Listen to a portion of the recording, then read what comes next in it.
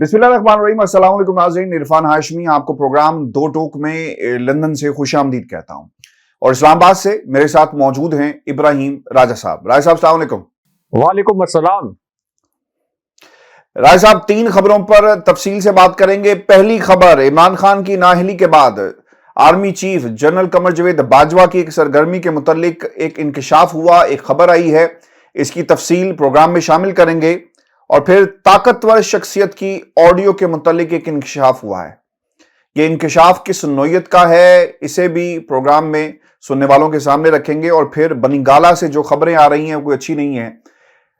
F C کو تعینات کیا گیا، لوگوں کی بڑی تعداد عمران خان کی کال پر باہر نکلی، پورے ملک کا لاک ڈاؤن، اور ہم نے یہ دیکھا کہ ہر مین شاہراہ کو، آرٹری کو بند کیا گیا۔ اور پھر عمران خان نے قوم کے نام ایک پیغام بھی دیا ہے، اسے بھی پروگرام میں شامل کریں گے۔ اور پھر آج کا فیصلہ عمران خان کے سیاسی مستقبل اور پاکستان کے سیاسی مستقبل پر کہاں پر سٹینڈ کرتا ہے، اور اپوزیشن جماعتیں کیا کہہ رہی ہیں، اس کا بھی حال احوال جو ہے اپنے سننے والوں کے سامنے رکھیں گے۔ لیکن راجہ صاحب، پروگرام میں آگے بڑھنے سے پہلے میں کچھ نکات اس فیصلے کے رکھ دوں جو سپریم کورٹ پاکستان نے 36 صفحات پر مشتمل یہ فیصلہ دیا۔ انکمپلیٹ فیصلہ تھا، اور جن حالات کے اندر دیا ان پر بھی بات کریں گے۔ لیکن لکھا کیا گیا، یہ پہلا موقع ہوگا پاکستان میں بھی اور دنیا بھر میں بھی جہاں پر فیصلہ حصوں میں آ رہا ہے، ریلیز نہیں کیا گیا، دستخط نہیں ہوئے۔ الیکشن فیصلے کمیشن میں نے کہا گیا، الیکشن کمیشن نے، بالکل الیکشن کمیشن نے سابق وزیر اعظم اور پاکستان تحریک انصاف کے چیئرمین عمران خان کی نااہلی کا جو تحریری فیصلہ جاری کیا ہے۔ تحریری فیصلے کے مطابق عمران خان نے دانستہ طور پر تحائف کی تفصیلات گوشواروں کی تفصیلات میں جمع نہیں کروائی۔ وکلاء کے دلائل دستیاب ریکارڈ کے مطابق اور جو فائنڈنگز تھی اس کے مطابق عمران خان نااہل ہو چکے ہیں۔ فیصلے میں کہا گیا کہ عمران خان آئین کے آرٹیکل 63(1)P اور الیکشن ایکٹ 2017 کی سیکشن 173، 167 اور 137 کے تحت نااہل ہوئے۔ اس فیصلے کے بعد عمران خان رکن قومی اسمبلی نہیں رہے، اور وہ کرپٹ اقدام کے بھی مرتکب ہوئے، جن کا کرپٹ پریکٹسز کا جو ذکر کیا گیا۔ پھر اس میں یہ بھی لکھا گیا، تحریر فیصلے کے متن کے مطابق عمران خان نے جان بوجھ کر الیکشن کمیشن میں غلط گوشوارے جمع کرائے۔ عمران خان نے ملنے والے تحائف گوشواروں میں ظاہر نہیں کیے، اور ان کے پیش کردہ بینک اکاؤنٹس تحائف کی قیمت سے مطابقت نہیں رکھتے۔ عمران خان نے اپنے جواب میں جو موقف اپنایا وہ مبہم تھا۔ الیکشن کمیشن کے تحریری فیصلے میں یہ لکھا گیا کہ سال 2018 اور 19 میں تحائف فروخت سے حاصل ہونے والی رقم ظاہر نہیں کی گئی۔ عمران خان نے مالی سال 2020 اور 21 کے گوشواروں میں بھی حقائق چھپائے، اور عمران خان نے الیکشن ایکٹ کی دفعہ 37 اور اس کی 173 اور 167 کی خلاف ورزی کی ہے۔ راج صاحب، سوال اس کے اندر یہ ہے کہ نون لیگ جشن منا رہی ہے پورے ملک میں، اور جب آپ دونوں طرف کے وکلا سے بات کریں نا تو دونوں وکیل ایک ہی بات کرتے ہوئے نظر آ رہے ہیں۔ نون لیگ والے میڈیا کے سامنے یا برملا نہیں کہہ رہے، لیکن انہیں بھی اب سمجھ میں آ رہی ہے کہ یہ فیصلہ اصل میں آیا کیا ہے۔ مسئلہ یہاں پر یہ ہے کہ جس سال کی یہ بات کی جا رہی ہے، آپ نے آخری جو گوشوارہ ہے وہ 31 دسمبر 2021 کو داخل کرانا ہوتا ہے، یعنی 31 دسمبر اس کی ڈیٹ ہے۔ اور اگر آپ نے کوئی کارروائی کرنی ہے تو وہ 30 اپریل 2020 تک کارروائی ہو جانی چاہیے تھی، شروع ہو جاتی۔ ایک ٹائم بار ہے، 120 دن کا مسئلہ ہے۔ 120 دن میں آپ نے اگر کوئی کارروائی نہیں کی تو پہلے تو ان لوگوں سے یہ کوئی پوچھے کہ کس قانون کے تحت، آئین کس طرح آپ کو امپاور کرتا ہے، کون سی ایسا اختیار آپ کو دے دیا کہ آج آپ نے پاکستان کے سب سے مقبول لیڈر جس کا مقابلہ آپ عوام کی عدالت میں نہیں کر سکتے، تو بونے جو لوگ ہیں ان کے ذریعے فیصلے کروائے جا رہے ہیں۔ راج صاحب، 120 دن کے اندر کچھ نہیں ہوا، عدالت میں یہ معاملہ جائے گا، اور خان صاحب نے اعلان بھی کر دیا ہے کہ وہ اب عدالت جا رہے ہیں۔ میں اس کے اوپر بھی آؤں گا، لیکن راج صاحب، your first thought about this decision, یہ جو فیصلہ دیا گیا شہر اقتدار میں بیٹھ کر، پہلی دفعہ جب آپ کے کانوں میں یہ الفاظ پڑے تو آپ کا کیا ریئیکشن ہے؟ ہاشمی صاحب، میرے ذہن میں ایک منظر گھوم رہا تھا جب چیف الیکشن کمشنر اور الیکشن کمیشن کی جانب سے یہ فیصلہ سنایا گیا، اور وہ منظر تھا ترک صدر کی اہلیہ کا، خاتون اول، جو ترک خاتون اول ہیں، ان کا ایک منظر تھا کہ پاکستان کے اندر سیلاب آیا تھا بہت بڑے پیمانے پر. اس کو کہا گیا کہ یہ سپر فلڈ ہے. اتنے بڑے پیمانے پر تباہی ہوئی کہ ترک خاتون اول بھی پاکستان آئیں اور انہوں نے سیلاب متاثرین کی مدد کے لیے ایک اپنا بیش قیمت قیمتی ہار یوسف رضا گیلانی کے حوالے کیا.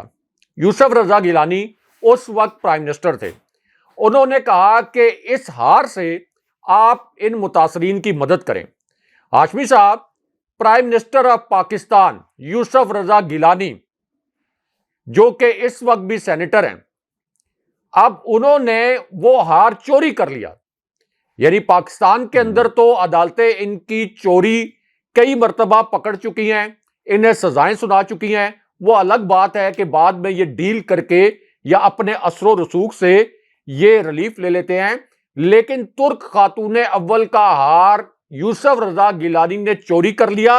اور یہ الزام ایسا نہیں ہے کہ کسی صحافی نے لگایا ہو، میں نے یا آپ نے لگایا ہو.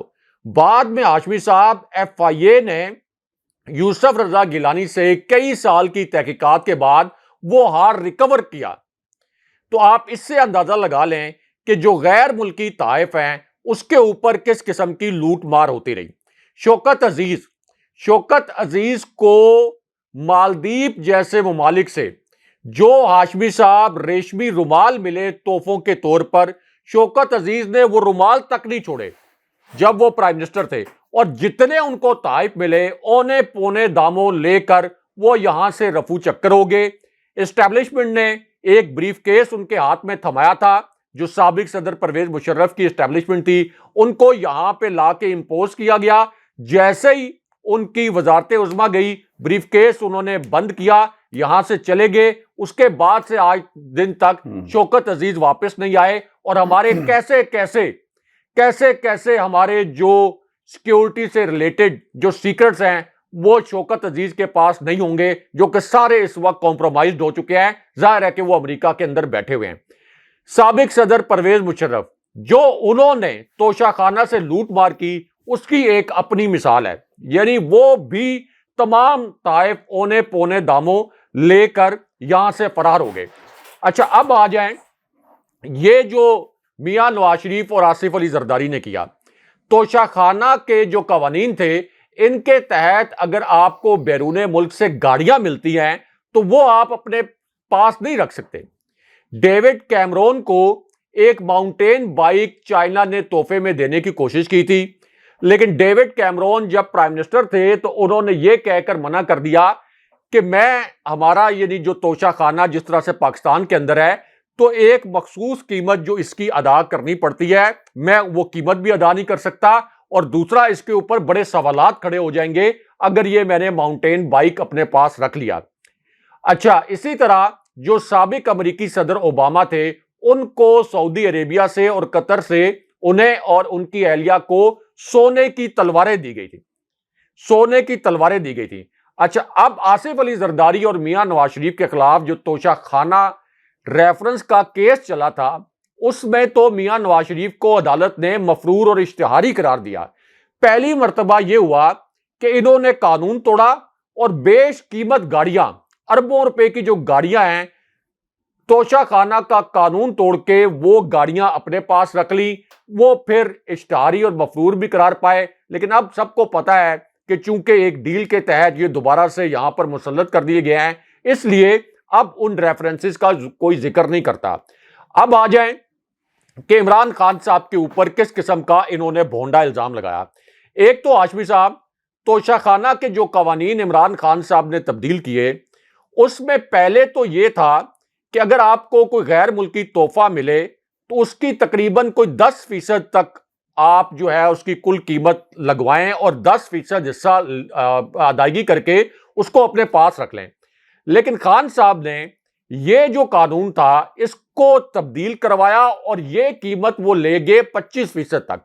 اچھا، اس پر یہ شریف خاندان کو اور زرداری خاندان کو تکلیف بھی بڑی تھی کہ ہم تو بالکل ہی اونے پونے داموں جو ہیں وہ لے جاتے تھے سارے سرکاری طائف کی لوٹ مار کر کے. لیکن عمران خان صاحب کی اپنی حکومت تھی، وہ چاہتے تو یہ ادائیگی کی رقم 1% کر دیتے.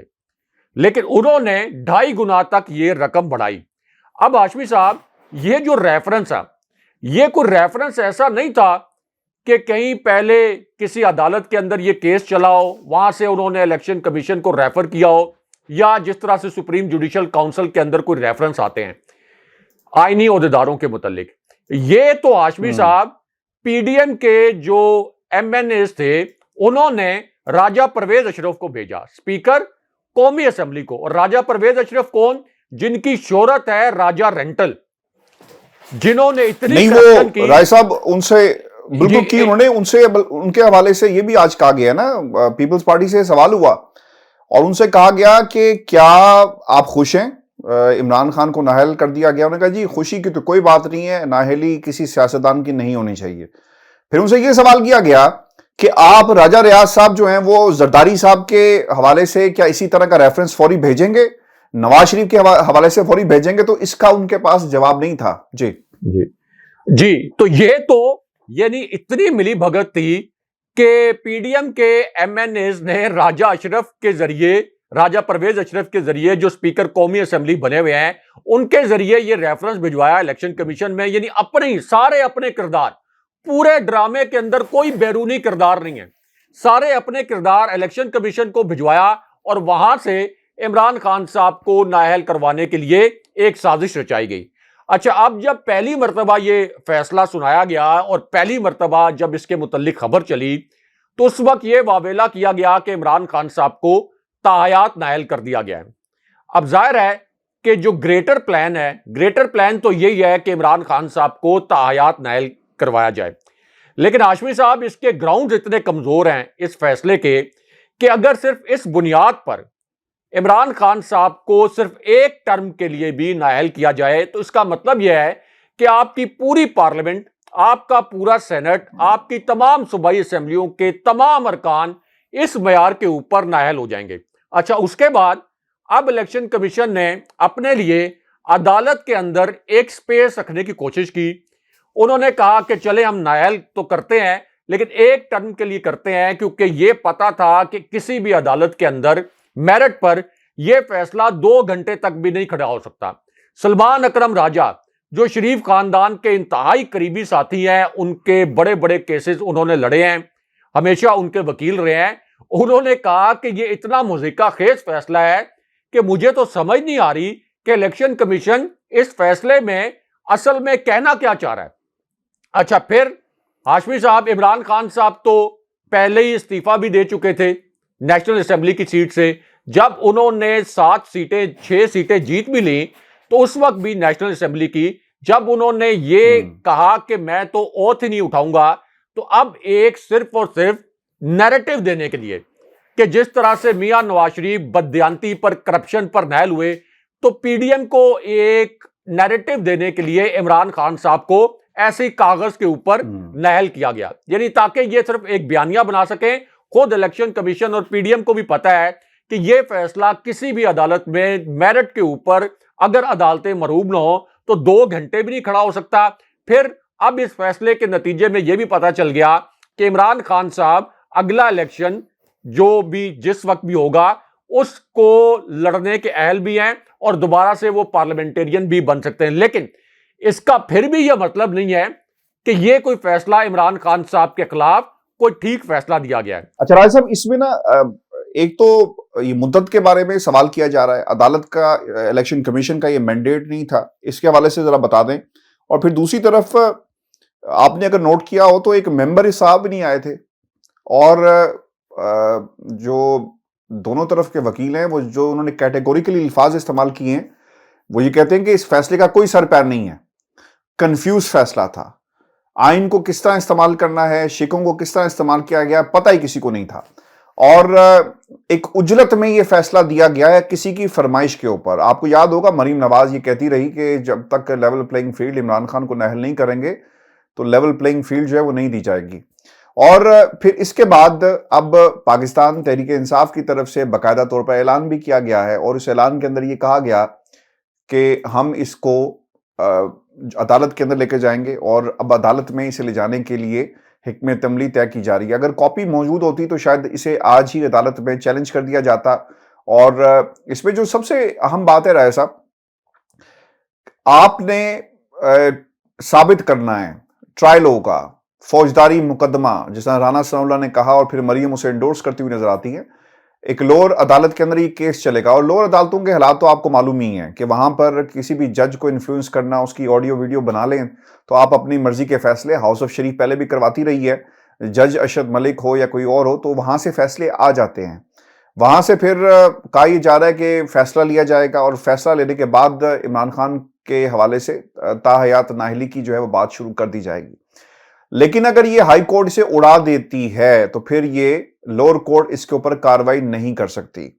رائے صاحب، سب سے اہم بات اس میں یہ ہے کہ نواز شریف کو جس مقام پہ پاکستان کی عدالتوں نے کھڑا کیا فیصلے دے کر، ان کی اپنے جو ان کا ٹریک ریکارڈ تھا ٹریل نہیں دے سکے، اور پھر اس کے ساتھ ساتھ اقامہ کے اوپر، اور پھر پاناما کا جو ایک ہنگامہ ہوا، ساری باتیں قوم کے سامنے ہیں.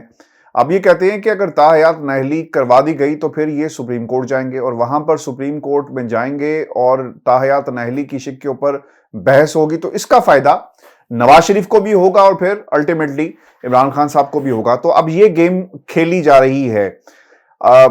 فیصلہ اجلت میں لکھا گیا ہے اور کسی کے کہنے پہ لکھا گیا ہے، کیونکہ ایک آڈیو جس کا ذکر کیا بھی جا رہا ہے کہ ایک ایسی آڈیو موجود ہے کہیں نہ کہیں پر جہاں پر انسٹرکشنز لی جا رہی ہیں کہ کن کو فارغ کرنا ہے، کن کو رکھنا ہے، اور کن سیٹس کے اوپر مقابلہ سخت ہوگا اور مقابلہ کمزور ہوگا اور کس طرح فائدہ پہنچایا جا سکتا ہے.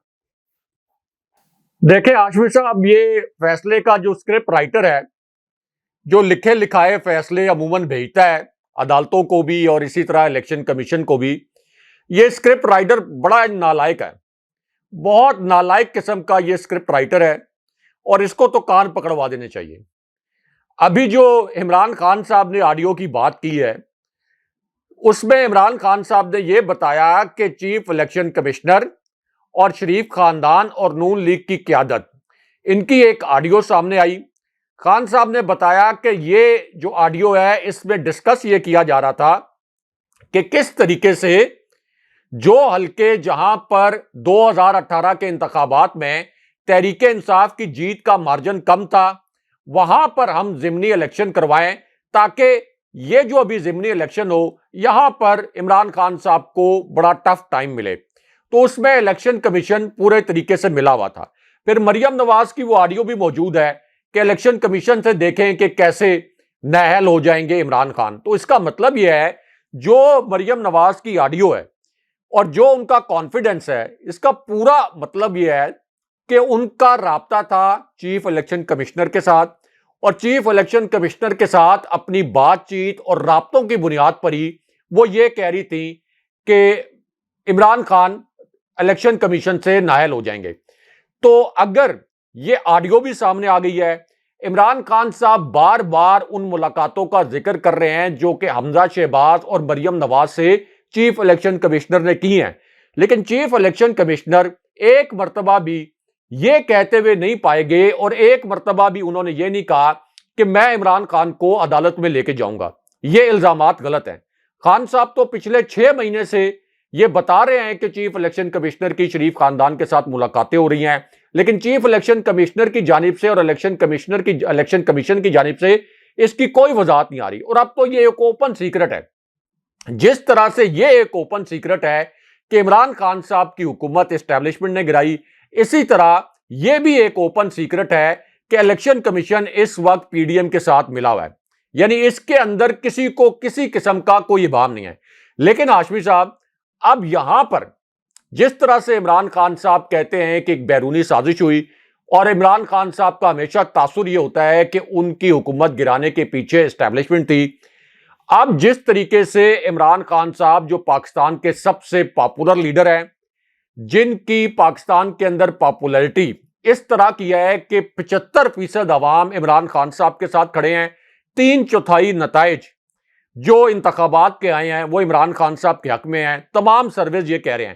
تو اگر ایک ایسی پارٹی جو کہ وفاق کی سب سے بڑی پارٹی ہے، جس کی پنجاب میں حکومت ہے، کے پی میں حکومت ہے، آزاد کشمیر میں حکومت ہے، گلگت بلتستان میں حکومت ہے، کراچی کا مینڈیٹ ابھی بھی پتہ چل گیا، اس سے پہلے جو الیکشن ہوا تھا جس میں محمود مولوی کامیاب ہوئے تھے، شہری علاقوں کا مینڈیٹ بھی عمران خان صاحب کے پاس ہے. تو اگر اس لیڈر کو آپ نائل کریں گے کسی اسکرپٹ کے تحت تو اس کا مطلب یہ ہے کہ آپ پاکستان کے حالات کو لے کے جائیں گے 1971 کی جانب. آپ اسی قسم کا سانحہ کروائیں گے. یہ جو عمران خان صاحب نے بھی بات کی کہ حالات کو 1971 کی جانب لے کے جایا جا رہا ہے, یہ بات بالکل ٹھیک ہے. لوگ برداشت نہیں کریں گے. ہاشمی صاحب آج دیکھیں کہ جب میاں نواز شریف نائل ہوئے تھے, مجھے بڑے اچھے طریقے سے یاد ہے کیونکہ میں اس وقت اسلام آباد میں تھا. میاں نواز شریف کی ایک بریفنگ تقریباً 2 دن کے بعد, ان کی نائلی کے بعد میں نے خود اٹینڈ بھی کی تھی. اس بریفنگ میں مجیب الرحمان شامی صاحب, امتیاز عالم صاحب اور بھی جو جرنلسٹ تھے وہ بھی اس میں شریک تھے. لیکن کوئی بندہ میاں نواز شریف کی نائلی پر باہر نہیں نکلا تھا. اور پھر میاں نواز شریف نے اسی بریفنگ میں یہ مشورہ مانگا تھا کہ ان کے اپنے رہنما بھی موجود تھے اور مریم نواز بھی اس بریفنگ میں موجود تھے کہ مجھے جی ٹی روڈ سے جانا چاہیے یا موٹر وے سے, کیونکہ میاں نواز شریف موٹر وے سے لاہور جانے کا پلان بنا کر بیٹھے ہوئے تھے اور چودھری نثار علی خان صاحب سے بھی اس وجہ سے ناراض ہو گئے بعد میں کہ انہوں نے مجھے موٹر وے سے جانے کا مشورہ دیا سیکیورٹی رسک کا کچھ کہہ کر. لیکن بعد میں جب وہ جی ٹی روڈ سے بھی گئے تو چھوٹی چھوٹی جلسیاں ہوئیں اور صرف ایک مرتبہ کیمپین چلی اور اس کے بعد وہ کیمپین ٹھس ہو گئی. لیکن آج تو آپ دیکھیں کہ عمران خان صاحب کی نائلی کی جب خبر آئی تو کوئی لیڈر کی کال نہیں تھی, لیکن اس کے باوجود پورا پاکستان جو ہے وہ ایسا لگا کہ تحریر اسکوائر بن گیا ہے. ہر جگہ پر لوگ از خود نکلے. تو اس کا مطلب یہ ہے کہ آپ وفاق کی جڑوں کو کمزور کر رہے ہیں, آپ پاکستان کے اندر آگ لگا رہے ہیں. پھر جس قسم کی فوٹیج آج سامنے آئی کے پی کے ایک پولیس اہلکار کو اسلام آباد کے پولیس اہلکار مار رہے تھے, آپ اسلام آباد اور کے پی کو لڑا رہے ہیں. کے پی آپ کو پتا ہے کہ کتنا سینسٹیو علاقہ ہے سول ہمارے لیے. فورسز سامنے آ جائے تو یہ خطرناک ہو سکتا ہے سر. جی ہاں, ہمارا سابق فاٹا اب کے پی کا حصہ بن چکا ہے. یہ کتنا سینسٹیو علاقہ ہے ہماری فوج کے لیے بھی. لیکن یہاں پر وفاق کی پولیس کے پی کے پولیس کو مار رہی ہے. آپ کس قسم کی نفرتوں کے بیج بو رہے ہیں پاکستان کے اندر. یہ نفرتوں کے بیج تو کتنے اشروں تک ختم نہیں ہوں گے. تو اس لیے ہاشمی صاحب یہ جو موو ہے, جو بھی یہ سوچ رہا ہے کہ عمران خان صاحب کو ہم تایات نائل کروا لیں گے اور یہ قوم اس بات کو ہضم کر لے گی, ایسا نہیں ہوگا. اگر اس قسم کا موو ہوتا ہے عدالتوں کو بھی مروب کر کے, تو مجھے 1% بھی شک نہیں ہے کہ پاکستان کے اندر سری لنکا جیسے حالات بن جائیں گے. جس طرح سے سری لنکا میں لوگوں نے ایوانوں سے لوگوں حکمرانوں کو نکال کر گھسیٹا, اس طرف یہ حالات کو لے جایا جا رہا ہے. اچھا رائے صاحب, بنی گالا کا بھی محاصرہ, ایف سی کے اہلکار وہاں پر پہنچے اور ہزاروں کی تعداد میں. رانا ثناء اللہ صاحب یہ کہتے ہیں کہ خان صاحب نے کہا کہ آپ گھروں کو جائیں, اور پھر خان صاحب نے قوم سے خطاب بھی کیا 13 منٹ, اور اس میں تمام حقائق بھی رکھے, سیاق و سباق پر بھی بات کی, آئندہ کا عمل کیا ہوگا اور اب کیا سوچ رہے ہیں, اور کچھ دنوں میں کال دینے کی بات بھی کی جا رہی ہے. رانا ثناء اللہ صاحب یہ کہتے ہیں کہ آپ جن لوگوں کو گھروں میں جانے کا کہہ رہے ہیں وہ بہت پہلے جا چکے ہیں, حالانکہ جو فوٹیجز آ رہی ہیں جنہیں پاکستان کے میڈیا نے ڈاؤن پلے کیا, رانا صاحب اڑا کر رکھ دیا, چلا ہی نہیں. اور خاص ہماری اطلاعات کے مطابق ہدایت دی گئی تھی کہ آپ نے یہ فوٹیجز نہیں چلانی, شیلنگ کی گئی, لوگ شیلنگ کے اندر پھنس گئے اور وفاق جو ہے وہ آمنے سامنے نظر آیا. تو یہ سچویشنز تھی. بنی گالا میں بھی محاصرہ کیا گیا, لوگ باہر نکلے ہیں. رانا صاحب کوئکلی میں چاہوں گا کہ اس پہ کمنٹ آپ یہ کر دیں کہ یہ صورتحال بچنے کے لیے خان صاحب نے لوگوں کو گھر واپس بھیجا کہ کوئی قتل و غارت نہ ہو جائے, کوئی, چونکہ جو محسن رانجھا صاحب ہے نا, انہوں نے ایک ایف آئی آر بھی کٹوائی ہے اور اس میں کہا ہے کہ فلاں بندے کے کہنے پر خان صاحب کا نام بھی لیا ہے.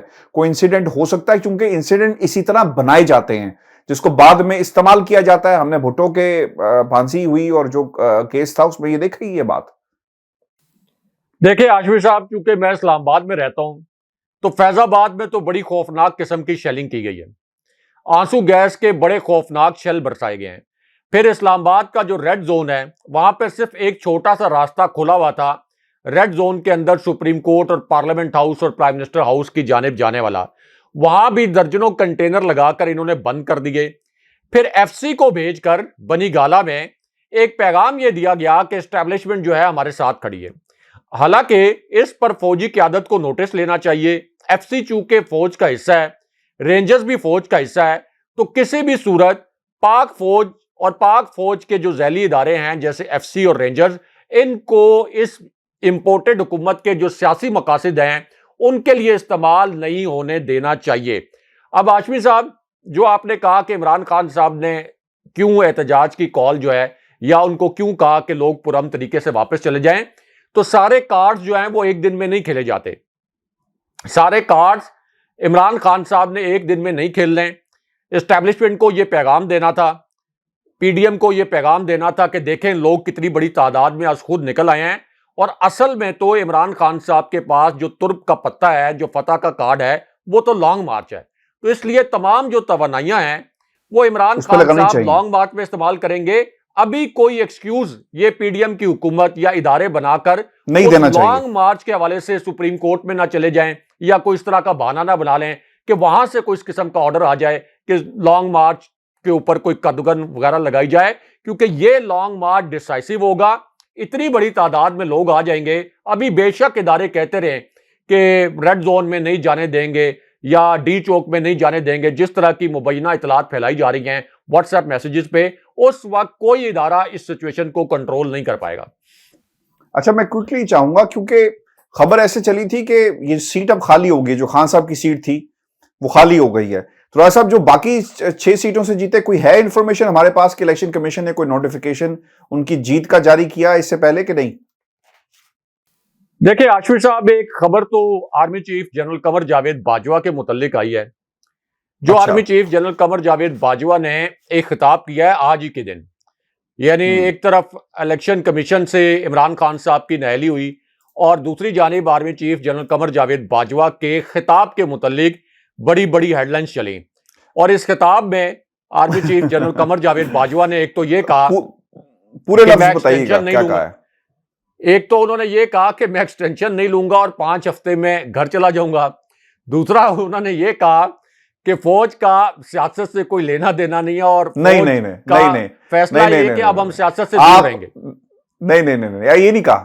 اگر آپ اجازت دیں تو میں دہرا دوں اگر آپ کی اجازت ہو. جی انہوں نے یہ کہا بسط احترام، وہ یہ کہتے ہیں کہ فوج اب سیاست میں کردار ادا نہیں کرے گی. راجہ صاحب یہ ٹائمنگ دیکھیں بڑی امپورٹنٹ ہے. ادھر سے فیصلہ آتا ہے، اس سے پہلے ہم یہی سن رہے ہیں. نہیں یار، وہ کہہ رہے ہیں کہ انہوں نے کہا کہ اب نہیں. ادھر عمران خان کی نااہلی کا فیصلہ الیکشن کمیشن سے آیا، اور پھر انہوں نے کہا کہ اب کسی قسم کی مداخلت نہیں کی جائے گی، کردار ادا نہیں کیا جائے گا. تو رائے صاحب ہم کیا سمجھیں بطور عام پاکستانی جس کو استعمال کیا جاتا ہے کبھی ووٹ کے نام پر، کبھی اپنی جو سیاست ہے چمکانے کے لیے ہمیں بطور ایندھن استعمال کیا جاتا ہے، ہم کیا سمجھیں بطور پاکستانی کے پچھلے 75 برسوں سے کون سیاست میں مداخلت کر رہا تھا اور اب اس کو فل سٹاپ لگا دیا گیا، یا عمران خان کا ڈراپ سین کرنے کے بعد اگر کوئی کہے کہ اب پاکستان میں سیاست میں فوج اپنا کردار ادا نہیں کرے گی؟ دیکھیں اگر فوج اب سیاست میں اپنا کردار ادا نہیں کرے گی، اور اگر واقعی یہ ڈیسیژن ہو گیا، اب بھی ہو گیا، چلیں پہلے تو سب کو پتا ہے کہ فوج کا سیاست کے اندر سب سے مرکزی کردار فوج کا ہی ہوتا تھا 75 سال سے. انہوں نے خود کہہ دیا. اچھا ابھی اگر وہ کہتے ہیں کہ اب جی، وہ تو پہلے بھی انہوں نے ایک مرتبہ جنرل باجوہ نے کہا تھا کہ ماضی کی غلطیاں بہت ہوئی ہیں اور غلطیوں سے اسٹیبلشمنٹ کو بھی سبق سیکھنا چاہیے. یہ ایک مرتبہ انہوں نے پہلے بھی کہا تھا. اب ہاشمی صاحب یہ لانگ مارچ جو ہے یہ دودھ کا دودھ پانی کا پانی کر دے گا. یعنی ایک تو رینجرز فوجی قیادت اگر یہ سمجھتی ہے کہ سیاست کے لیے استعمال فوج نہیں ہوگی، تو پھر رینجرز اور ایف سی کو لانگ مارچ روکنے کے لیے استعمال نہیں کرنے دینا چاہیے، نمبر 1. نمبر 2، یہ واٹس ایپ کے اوپر کچھ صحافی یہ اطلاعات پھیلا رہے ہیں کہ یہ پیغامات ہمیں اسٹیبلشمنٹ سے ملے ہیں کہ لانگ مارچ کو کسی بھی صورت ریڈ زون میں داخل نہیں ہونے دیا جائے گا. تو اس کے اوپر بھی پھر وضاحت آنی چاہیے، کیونکہ یہ نون لیگ کے کچھ قریبی صحافی جو ہیں وہ اس قسم کی اطلاعات پھیلا رہے ہیں اور کچھ واٹس ایپ میسیجز کا ذکر کر رہے ہیں. تیسرا یہ کہ اگر فوج کی مداخلت نہ ہوئی، یعنی فوج کو بالکل نیوٹرل رہنا چاہیے، اگر فوج کی مداخلت نہ ہوئی تو آپ یہ دیکھیں گے کہ کسی بھی صورت اس لانگ مارچ کے اسلام آباد پہنچنے کے بعد 3 دن بھی یہ امپورٹڈ حکومت کھڑی نہیں رہ سکتی. آپ امیجن کریں کہ لاکھوں لوگ اسلام آباد میں موجود ہوں، فوج نیوٹرل ہو، تو کس طریقے سے یہ حکومت جس کے متعلق عوام کو پتہ ہے کہ یہ ایک سازش کے ذریعے اقتدار میں آئے ہیں، عوام کو پتہ ہے کہ ان کے پاس اس وقت عوامی مینڈیٹ بھی نہیں ہے اور ان کے سب سے جو فیورٹ لیڈر ہیں، جو ان کے محبوب قائد ہیں، ان کو سازش کے ذریعے نائل کیا جا رہا ہے، تو پھر آپ مجھے بتائیں کہ اسلام آباد کے حالات किस तरफ जाएंगे। तो ये तो एक लिटमस टेस्ट आगे भी आ जाएगा, और बहुत अच्छी बात है कि ताकि फौज से सवालात भी ना हो, फौज के किरदार के ऊपर कोई किसी किस्म का सवाल ना हो, और ये जो लॉन्ग मार्च है इसके अंदर फौज के पास बेहतरीन मौका है कि वो ये साबित करे कि वो वाकई मुकम्मल तौर पर गैर जानिबदार है और उसका सियासत से कोई ताल्लुक नहीं। बहुत शुक्रिया राय साहब। व्यूअर्स, ये आज का हमारा शो था। अपने कमेंट्स तो जरूर भेजिएगा, चैनल को सब्सक्राइब करना मत भूलें। इजाजत दीजिए, अल्लाह ने के बाद। अल्लाह ने के बाद।